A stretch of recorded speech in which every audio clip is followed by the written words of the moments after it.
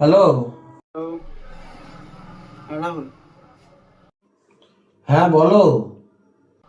যে আমাদের ক্লাব থেকে একটা উদ্যোগ নিয়েছি। ঠান্ডা তো অনেক পড়েছে, তাই এই ঠান্ডাতে এই গরিব মানুষদের বা রাস্তার ফুটপাতে যারা থাকে তাদের কিছু আমরা জামা কাপড় দিতে চাই। যদি তোমার কিছু থাকে, কম্বল, ছোট বাচ্চাদের বা ছোটখাটো জামা কাপড়গুলো, তাহলে আমাদেরকে দিও। তাহলে আমাদের ক্লাবের মেম্বারে তাদেরকে দিয়ে আসবে। হ্যাঁ হ্যাঁ, খুব ভালো উদ্যোগ নিয়েছো। আমার যতটা সম্ভব আমি অবশ্যই করব।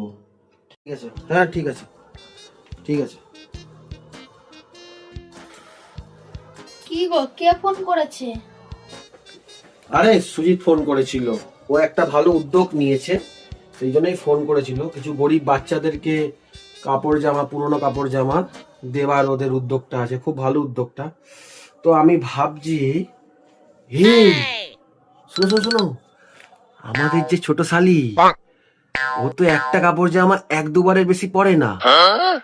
তো আমি ভাবছি ওর জামা কাপড়টাই ঝেড়ে দেবো, তাহলে কেমন হবে বলো? ঠিক হবে না? তুমি আর কাউকে পেলে না, এবার আমার বোনটাকে নিয়ে টানাটানি করছো? হ্যাঁ,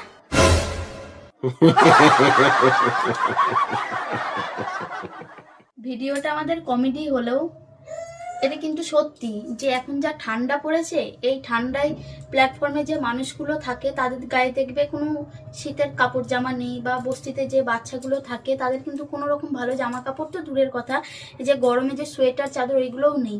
আমাদের ঘরে তো অনেক কিছু অবাঞ্ছিত পড়ে থাকে যেগুলো আমরা ব্যবহার করি না, সেগুলো ওদেরকে দিয়ে দিতে পারি আমরা সবাই, তো তাদেরও একটু উপকার হয়, তাই না?